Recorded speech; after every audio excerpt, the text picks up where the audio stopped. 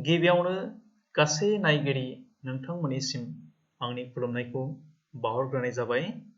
आं दिनै नोंथांमोननि सिगाङाव मोनसे आयदा लानानै फैदों। बे आयदानि मुङानो जादों बर' हानजानि रावफोरनि सुंद' सिनायथि।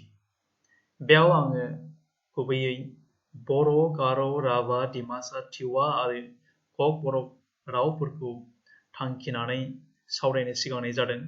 बेनिखायनो बर' हानजानि राव होननायनि गेजेरजों आङो बेखिनि रावफोरखौल' आङो बे सावरायनायाव मुंख'नाय जादों। बर' हानजानि रावफोरखौ फोरमायनो एबा संबिजिरनो थांनायाव राव सावरायगिरि आरो संजिरगिरिफोरा माखासे सोदोबफोर बाहायदों, टार्मफोर बाहायदों। बेफोर टार्मफोरनि सोमोन्दै आङो गाहायाव दिन्थिदों। खायसे बेबादिनो बर' हानजानि रावखौ फोरमायनो थाखाय अनलि बड' सोदोबखौल' बाहायदों। माने बड' होननायनि गेजेरजोंनो बड' हानजानि गुबुन गुबुन रावफोरखौ फोरमायदों। दा बेबादिनो खायसे बाहागि राव, जायखौ कगनाइट लेंगुवेज होननानै बुंनाय जादों, बाहागि राव होननानैबो बुंनो थांदों। बेबादिनो बिनानाव राव बा सिस्टार लेंगुवेज होननानैबो बुंनो थांदों। बेबादिनो बड' गार' होननानैबो बुंनो थांदों। आथिखालावहाय बड' गार' टार्मखौहाय गोबां राव संजिरगिरिफोराहाय बाहायनायखौ जोङो नुनो मोनदों। बेनि अनगायैबो बड' कच बे सोदोबखौबो बाहायलांनायखौ जोङो नुनो मोनदों। बे जाथ्राना 1847 मायथाइयाव गिबियै बर' हानजानि रावखौ सावरायनो थांनायाव बड' सोदोबखौ बाहायजेनलांदों।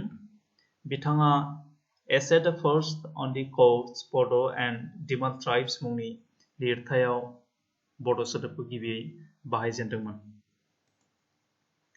बर' हानजानि रावफोरखौ सावरायनो थांनायाव राव बिगियानि सुनिति कुमार चेटार्जीआबो बड' सोदोबखौनो बाहायलांदों।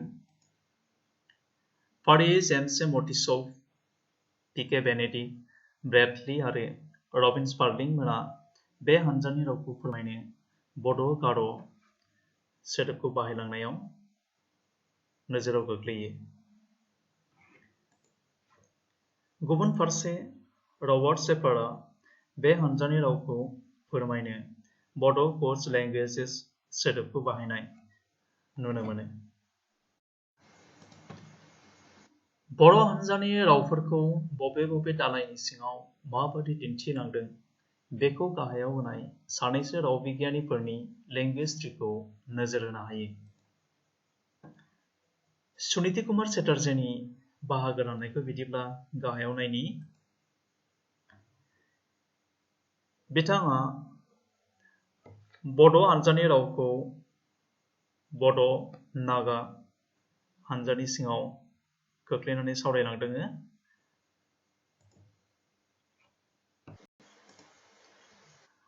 जेम्स मर्टिसौ, बिथाङाबो सासे मुंख'जाथाव राव बिगियानि। बिथाङाबो तिब्बेट' बार्मान राव फोलेरखौहाय बाहागो राननानै दिन्थिलांदों आरो बिथाङा बड' हानजानि रावफोरखौ माबायदि दिन्थिलांदों फै लेंगुवेज ट्रीनि गेजेरजों नायनानै लानि।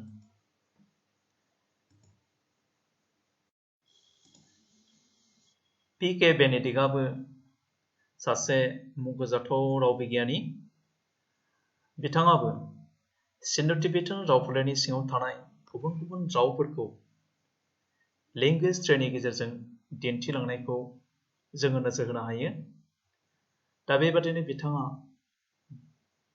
बड' हानजानि रावफोरखौ माबादि लेंगुवेज ट्रीनि गेजेरजों फोरमायलांदों बेखौ फै नायनानै लानि।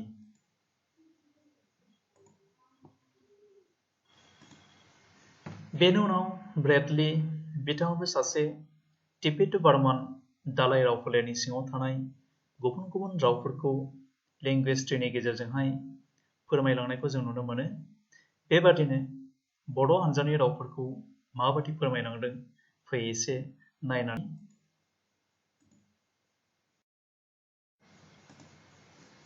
रबार्ट शेपार्डनि बाहागो लानायखौबो फै बिदिब्ला नायनानै लानि।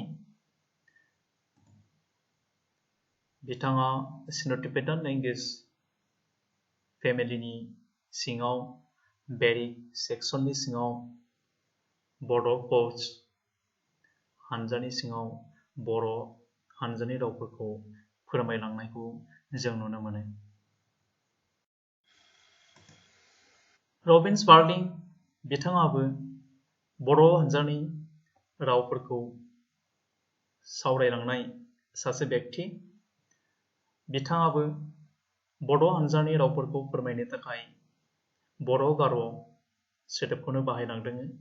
बिदिब्ला बिथाङा माबादि बाहागो राननानै दिन्थिलांदों एसे नायनानै लानि।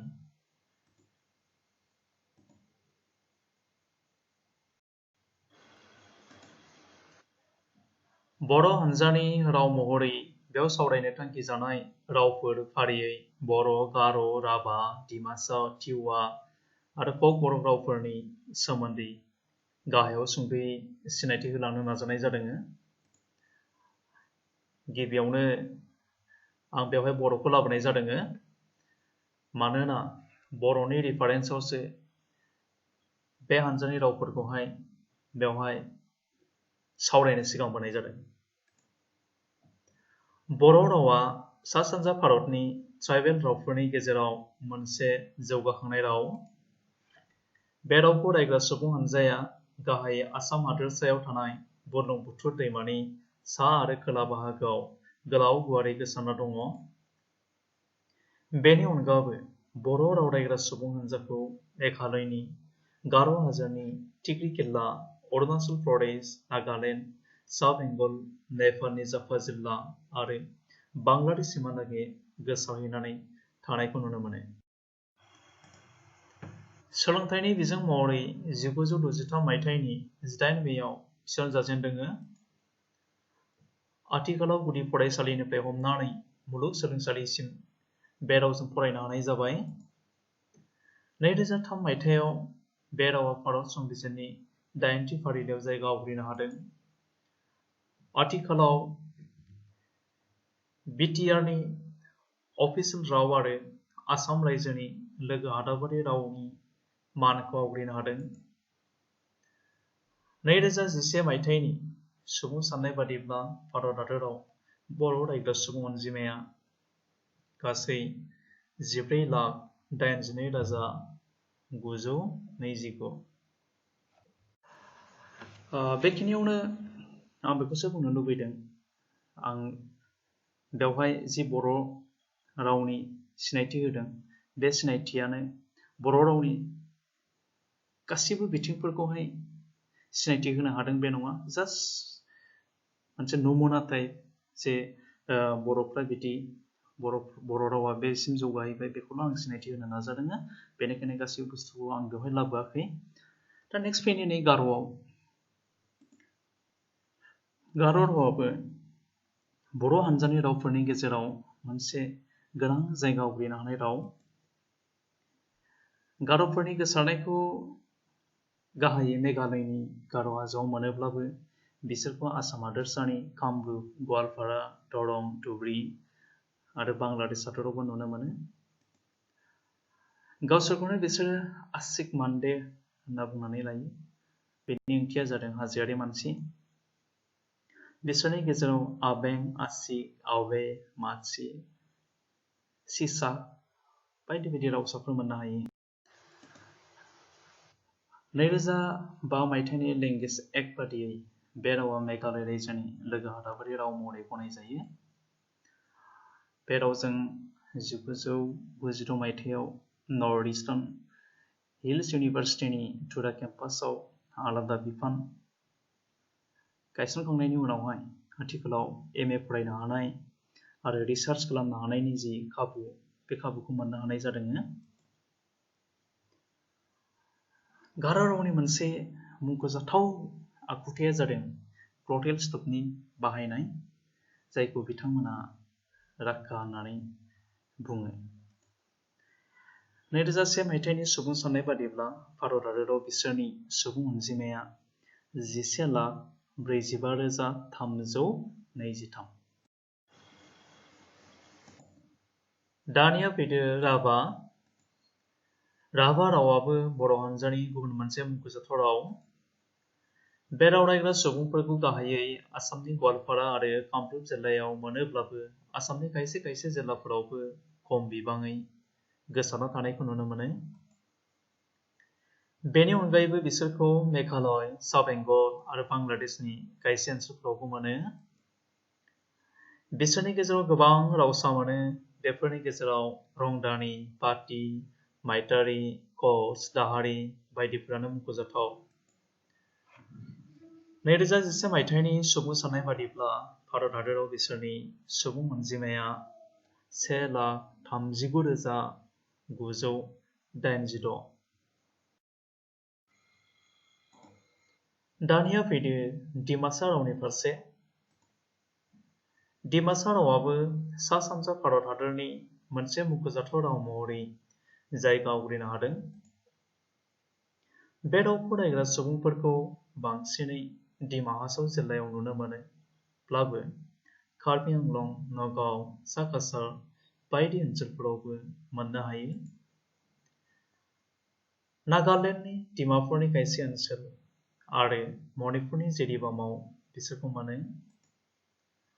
डिमासा सोदोबनि ओंथिया जादों गिदिर दैमानि फिसा डिनि ओंथिया जादों दै मानि ओंथिया जादों गेदेर आरो सानि ओंथिया फिसा आसामाव डिमासानि गुदि सोदोब डिजों जागायनाय गोबां दैमा दैसानि मुं मोनो जेरै दिसां दिखौ दिख्रं दिला दिगारु बायदि बेफोर बिसोरदि बैफोर ओनसोलफोरनि थागिबि सुबुं बेखौ फोरमान होयो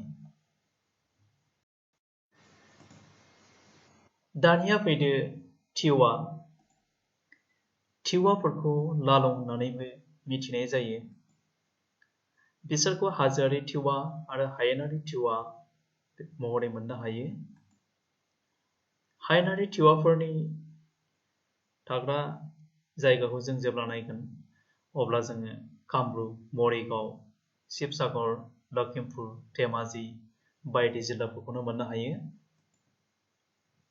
हाजोआरि टिवाफोरखौ कार्बि आंलं आरो मेघालयनि रिबय जिल्लायाव मोनो 2011 मायथाइनि सुबुं साननाय बादिब्ला बिसोरनि सुबुं अनजिमाया 33,921 दानिया फैदो बड' हानजानि मोनसे मुंख'जाथाव राव ककबरक रावसिम ककबरकफोरखौ गाहायै त्रिपुरा रायजो आरो बांलादेशआव मोनो बिसोरो त्रिपुरी एबा तिफ्रा होननानैबो मिथिजायो ककबरक सोदोबा मोननै सोदोब कक आरो बरक लोगो नांना जादों ककनि ओंथिया जादों राव आरो बरकनि ओंथिया जादों सुबुं बिसोरनि गेजेरावबो गोबां रावसाफोर मोननो हायो बेफोरनि गेजेराव जमातिया कलय त्रिपुरा नावतिया मुरासिं लाइटं रियां देबबर्मा बायदिखौनो जोङो मुंख'नो हायो राजाफोलेरनि रावसा महरै गनायजानाय देबबर्मा रावसानि माना गोजौसिन सोलोंथाइनि बिजों लानायावबो बेखौनो बाहायो होननानै जों मिथियो 2011 मायथाइनि सुबुं साननायखौ जों जेब्ला नायगोन अब्ला बिथांमोननि सुबुं अनजिमाखौ 10,11,294 मोननो हायो दानिया फैदो फोजोबनाय फारसे बे सावरायथाया बर' हानजानि रावफोर जर'खायै बर' गार' राभा डिमासा टिवा आरो ककबरक रावफोरनि सुंद' सिनायथिबोल' बेजोंनो बिसोरनि आबुं सिनायथिया बेरखांजोबदों होनना बुंनो हाया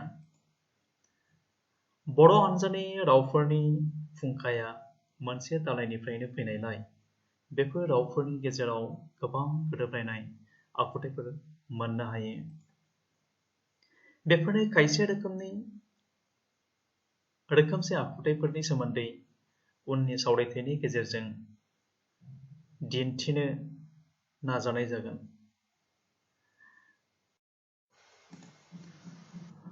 बेखिनि माबाखौहाय सावरायनायनि थाखाय आं खायसे रेफारेन्स लादों, साजेस्टेड रिडिं लादों, रेफारेन्स एन्ड साजेस्टेड रिडिं। खायसे बिजाबफोर आं बेवहाय लिस्ट होदों। बेफोर बिजाबफोरनि रेफारेन्सआव आं बेखिनि मेटेरियेलखौ बानायदों। बेफोराव दङ नैबेफोर जाहैबाय रेफारेन्स एन्ड साजेस्टेड रिडिं बिजाबफोर। बेखौ नायनो हागोन।